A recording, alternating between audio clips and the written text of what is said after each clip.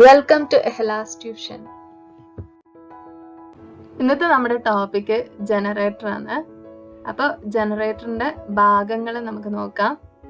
ജനറേറ്ററിൽ ഒരു field magnet ഉണ്ടാവും. ഫീൽഡ് മാഗ്നറ്റിന് സൗത്ത് പോളും അതുപോലെ നോർത്ത് പോളും ഉണ്ട്. ഫീൽഡ് മാഗ്നറ്റിന്റെ ഉള്ളിൽ ഒരു ആർമേച്ചർ ഉണ്ട്.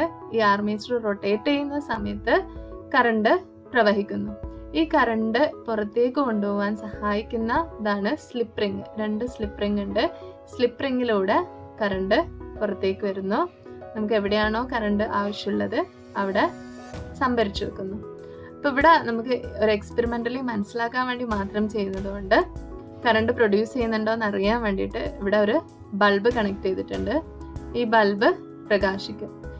ആർമേച്ചർ റൊട്ടേറ്റ് ചെയ്യുന്ന സമയത്ത് ഫീൽഡ് മാഗ്നറ്റിൽ ഡീവിയേഷൻ സംഭവിക്കുകയും അതിനനുസരിച്ച് EMF പ്രൊഡ്യൂസ് ചെയ്യുകയും ചെയ്യുന്നു. ആ EMFന്റെ ഫലമായി ഇതിലൂടെ ഒരു കറണ്ട് പ്രൊഡ്യൂസ് ചെയ്യും. അതിനനുസരിച്ചിട്ട് ഈ ബൾബ് പ്രകാശിക്കും. നമുക്ക് ആർമേച്ചറിന്റെ വർക്കിംഗ് ഇതിലൂടെ നോക്കാം. ഇവിടെ ഒരു മാഗ്നറ്റ് ഉണ്ട്. സൗത്ത് നോർത്ത് പോൾ ഉണ്ട്. ഈ മാഗ്നറ്റിന്റെ ഇടയിൽ നമ്മളൊരു ആർമേച്ചർ കറങ്ങുന്നുണ്ട്. ആർമേച്ചർ കറങ്ങുന്ന സമയത്ത് ഈ മാഗ്നറ്റിക് ഫീൽഡില് ഡീവിയേഷൻ സംഭവിക്കുകയും മാഗ്നറ്റിക് ഫീൽഡ് കട്ടാവുകയും അതിനനുസരിച്ചിട്ട് ഈ സ്ലിപ്പ് റിങ്ങിലൂടെ കറണ്ട് പുറത്തേക്ക് വരികയും ചെയ്യുന്നു. കറണ്ട് വരുന്നത് മനസ്സിലാക്കാൻ വേണ്ടിയിട്ട് നമ്മൾ അവിടെ ഒരു ഗാൽവനോമീറ്റർ വെച്ചിട്ടുണ്ട്. ഈ ഗാൽവനോമീറ്ററിന്റെ ഡിഫ്ലക്ഷൻ നോക്കി നമുക്ക് കറണ്ടിന്റെ ഡയറക്ഷൻ മനസ്സിലാക്കാം. നോക്കിയാ കറണ്ട് 2 ഡയറക്ഷനിലേക്ക് മൂവ് ചെയ്യുന്നുണ്ട്. അതുകൊണ്ടാണ് ഇതിന് ഇങ്ങനെ ഡിഫ്ലക്ഷൻ സംഭവിച്ചത്. ഇനി നമുക്കിതിനെ ഒരു ഫിഗറിലൂടെ നോക്കാം. ഇത് മാഗ്നറ്റിന്റെ നോർത്ത് പോള്, ഇത് മാഗ്നറ്റിന്റെ സൗത്ത് പോള്. ഈ ABCD എന്നുള്ളതാണ് ആർമേച്ചർ. B1 B2 ആണ് ബ്രഷസ്. R1 R2 ആണ് സ്ലിപ്പ് റിങ്സ്. കറണ്ടിന്റെ പ്രസൻസ് മനസ്സിലാക്കാൻ ഒരു ഗാൽവനോമീറ്ററും വെച്ചിട്ടുണ്ട്. ഇത് മാഗ്നറ്റിന്റെ നോർത്ത് പോള്, മാഗ്നറ്റിന്റെ സൗത്ത് പോള്. ABCD ആണ് armature. B1 B2 brushes, R1 R2 slip rings, പിന്നെ ഒരു ഗാൽവനോമീറ്റർ. ഇനി ഇവിടെ ഫില്ല് ചെയ്യണം. ABCD എന്താണ്? ABCD ആണ് നമ്മളിവിടെ കണ്ട ABCD ആണ് armature. B1 B2 brushes, R1 R2 slip rings. അത് നമുക്ക് മനസ്സിലായി. ഇനി observe the figure 3.5b. ABCD indicates 1 turn of the armature coil. When the coil rotates about the axis in clockwise direction, the portion of AB moves upward and the portion of CD moves downwards. ഇനി നമ്മൾ ഇവിടെ ഒരു theoretical figure മാത്രമാണിത്. ആർമേച്ചറിന്റെ ഒരു ചെറിയൊരു ഭാഗം മാത്രം. Armature completely ഒരുപാട് turns ഉണ്ടാവും. ഇവിടെ ഒറ്റയൊരു ടേൺസ് മാത്രമേ കൊടുത്തിട്ടുള്ളൂ. 1 ടേൺ മാത്രമേ കൊടുത്തിട്ടുള്ളൂ. ഇനി എന്താണ്, ഈ കോയിൽ റൊട്ടേറ്റ് ചെയ്യുന്നത് ക്ലോക്ക് വൈസ് ഡയറക്ഷൻ ആണ്. ക്ലോക്ക് വൈസ് ഡയറക്ഷൻ എന്താണെന്ന് വെച്ച് കഴിഞ്ഞാൽ AB അപ്വേർഡ് മൂവ് ചെയ്യുന്ന സമയത്ത് ABന്റെ ഡയറക്ഷൻ അപ്വേർഡും AB മുകളിലേക്ക് പോകുമ്പോൾ CD താഴേക്ക് പോകും. അതാണ് ക്ലോക്ക് വൈസ് ഡയറക്ഷൻ ഇവിടെ ഉദ്ദേശിക്കുന്നത്. Then according to Fleming's right hand rule, what is the direction of induced current in the portion AB? അങ്ങനെയാണെങ്കിൽ ഇൻഡ്യൂസ്ഡ് കറണ്ട് ഈ പോർഷനിൽ AB ഇൻഡ്യൂസ്ഡ് ചെയ്യുന്ന കറണ്ടിന്റെ ഡയറക്ഷൻ എങ്ങനെയാണ്? അപ്പോൾ ഇവിടെ ഡയറക്ഷൻ മാർക്ക് ചെയ്തിട്ടുണ്ട്. ABയുടെ ഡയറക്ഷൻ അപ്വേർഡ്സ് ആണ്. What is the direction of induced current in the portion CD? CDയിൽ ഡൗൺവേർഡ്സ് ആണ് വരിക. What is the direction of induced EMF in the coil ABCD? ABCDന്റെ ഇൻഡ്യൂസ്ഡ് EMFന്റെ ഡയറക്ഷൻ എങ്ങനെയാണ്? A to D ആണോ D to A ആണോ? ഇവിടെ ഇതിന്റെ ഡയറക്ഷൻ A to D ആണ്. കറണ്ട് ഫ്ലോ ചെയ്യുന്നത് A to D ഡയറക്ഷനിലേക്കാണ് കറണ്ട് ഫ്ലോ ചെയ്യുന്നത്. ക്ലോക്ക് വൈസ് ഡയറക്ഷൻ ആയതുകൊണ്ടാണ് അങ്ങനെ. അടുത്ത question, what is the direction of induced current in the external circuit through the galvanometer? ഗാൽവനോമീറ്ററിലുള്ള കറണ്ടിന്റെ ഡയറക്ഷൻ എങ്ങനെയാണ്? B2 to B1 ആണോ B1 to B2 ആണോ? അപ്പോൾ ഇൻഡ്യൂസ്ഡ് കറണ്ടിന്റെ ഡയറക്ഷൻ ഗാൽവനോമീറ്ററിലൂടെ നോക്കുന്ന സമയത്ത് B2 to B1 ആണ്.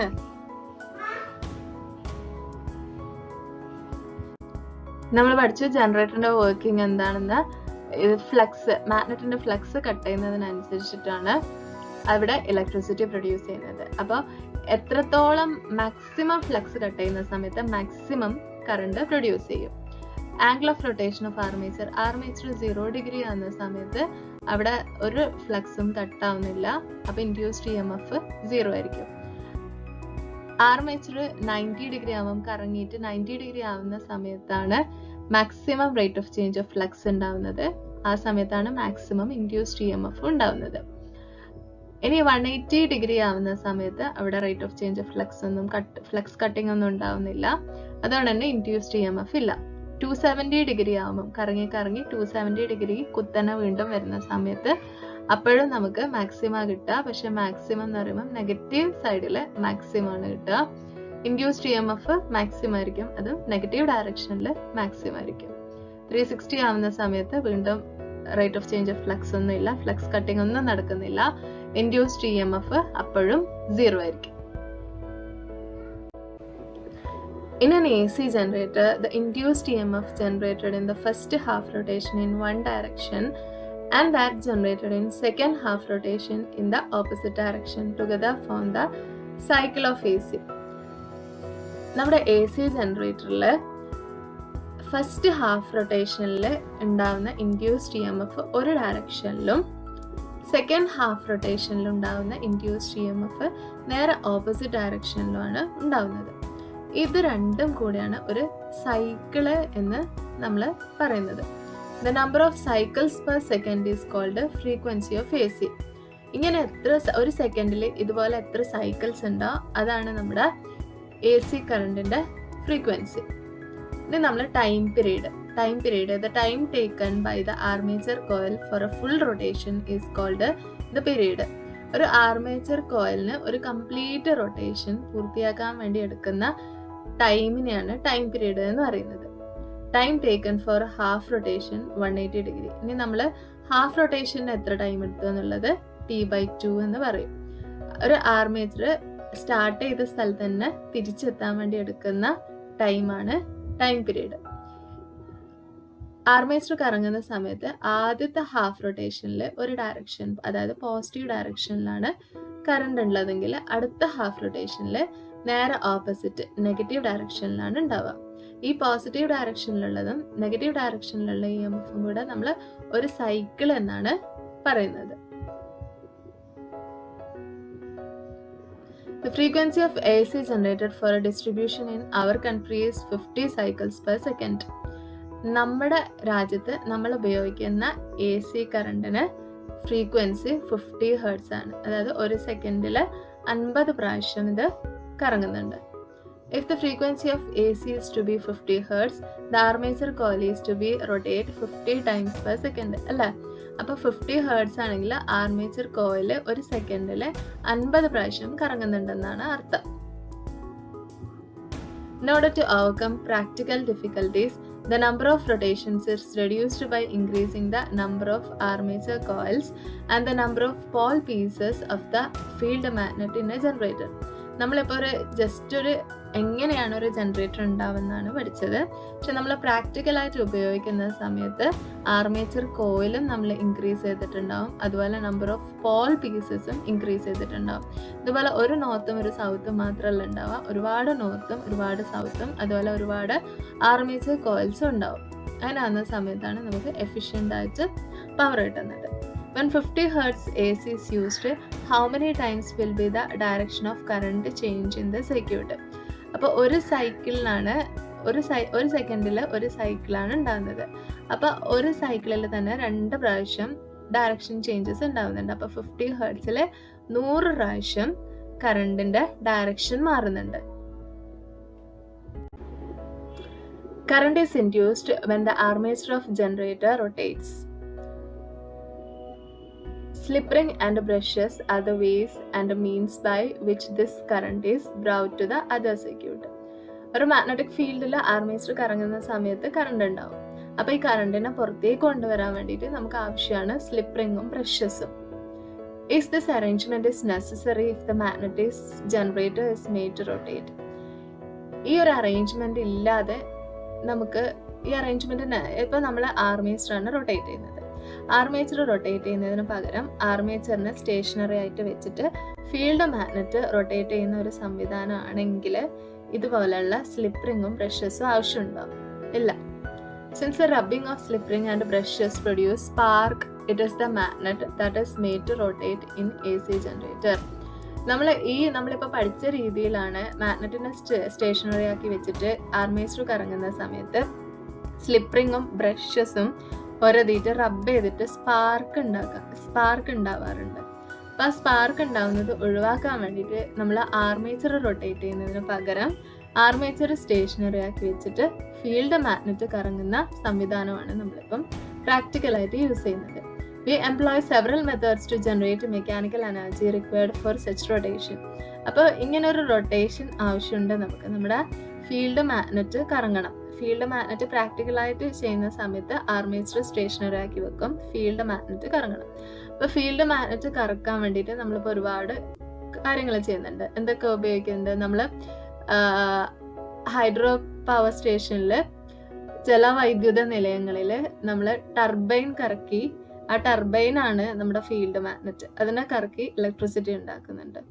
അതേപോലെ വിൻഡ് ഉപയോഗിച്ചിട്ട് അത് കറക്കിയിട്ട്, ടർബൈൻ കറക്കിയിട്ട് നമുക്ക് ഇലക്ട്രിസിറ്റി ഉണ്ടാവുന്നുണ്ട്. ടൈഡൽ പവർ ഉപയോഗിച്ചിട്ട് നമുക്ക് ഇലക്ട്രിസിറ്റി ഉണ്ടാവുന്നുണ്ട്. അതുപോലെ കോൾ, നാഫ്ത അങ്ങനെയുള്ളതിൽ നിന്നൊക്കെ നമുക്ക് ഇലക്ട്രിസിറ്റി ഉണ്ടാവുന്നുണ്ട്. അങ്ങനെ നമ്മൾ ഒരുപാട്, അതുപോലെ ന്യൂക്ലിയർ ഫ്യൂഷൻ അതെല്ലാം ഉപയോഗിച്ചിട്ട് നമ്മൾ ഇലക്ട്രിസിറ്റി ഉണ്ടാക്കുന്നുണ്ട്. Record in your science diary other ways by which mechanical energy can be made available for working of generator. ഏതൊക്കെ വേസ് ഉണ്ടെന്നുള്ളത് സയൻസ് ഡയറിയിൽ എഴുതാം. Now write down in science diary how to power of operating the generator which Babu. അപ്പോൾ നമുക്ക് മനസ്സിലായില്ല എങ്ങനെയാണ് generator work ചെയ്യുന്നത്, നമുക്ക് മനസ്സിലായി. അപ്പോൾ is it is possible to produce DC using generator. നമ്മളിപ്പം AC കറണ്ട് പ്രൊഡ്യൂസ് ചെയ്യുന്നതാണ് പഠിച്ചത്. ഇനി ഇതിൽ നിന്ന് DC കറണ്ട്, ഈ മെത്തേഡ് ഉപയോഗിച്ച് നമുക്ക് DC കറണ്ട് ഉണ്ടാക്കാൻ സാധിക്കുമോ? സാധിക്കും. എന്താണെന്ന് വെച്ച് കഴിഞ്ഞാൽ നമ്മൾ AC കറണ്ടിൽ സ്ലിപ്പ് റിംഗ് ആണ് ഉപയോഗിച്ചിരുന്നത്.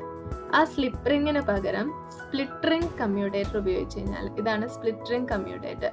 സ്പ്ലിറ്റ് റിംഗ് കമ്മ്യൂട്ടേറ്റർ ഉപയോഗിച്ച് കഴിഞ്ഞാൽ നമുക്ക് DC കറണ്ടാണ് കിട്ടുന്നത്. DC കറണ്ട് എന്ന് പറഞ്ഞു കഴിഞ്ഞാൽ സെയിം ഡയറക്ഷനിൽ ഫ്ലോ ചെയ്യുന്ന കറണ്ട്, ഡയറക്ഷൻ ചേഞ്ചസ് ഒന്നും ഉണ്ടാവില്ല. Here brush B1 is always in contact with a portion of armature that moves upward and the second brush B2 is always in contact with a portion of armature that moves downwards. As a result, we get DC in the external circuit through AC is induced in the armature. അപ്പോൾ നമ്മൾ ഈ കേസിൽ എന്ന് പറഞ്ഞാൽ brush B1 എപ്പോഴും ആർമേച്ചറിൻ്റെ upward ഡയറക്ഷനിൽ connected ആയിരിക്കും. Brush B2 എപ്പോഴും ആർമേച്ചറിൻ്റെ ഡൗൺവേർഡ് ഡയറക്ഷനിലും കണക്റ്റഡ് ആയിരിക്കും. ഇങ്ങനെ കണക്റ്റഡ് ആവുന്നത് കൊണ്ട് തന്നെ നമുക്ക് DC കറണ്ടാണ് ലഭിക്കുന്നത്. ഇങ്ങനെയുള്ള ജനറേറ്ററിനെ നമ്മൾ DC ജനറേറ്റർ എന്നാണ് പറയുന്നത്. ഇതാണ് ഒരു DC ജനറേറ്ററിന്റെ വർക്കിംഗ്. ഇതില് B1 എപ്പോഴും അപ്വേർഡ് കോയിലായിട്ടും അതുപോലെ B2 എപ്പോഴും ഡൗൺവേർഡ് കോയിലായിട്ടും കണക്റ്റഡ് ആണ്. അതുകൊണ്ട് തന്നെ നമുക്ക് ഒരു ഡയറക്ഷനിലുള്ള കറണ്ട് മാത്രമാണ് ഇവിടെ ലഭിക്കുന്നത്. അതാണ് DC ജനറേറ്ററിന്റെ വർക്കിംഗ്.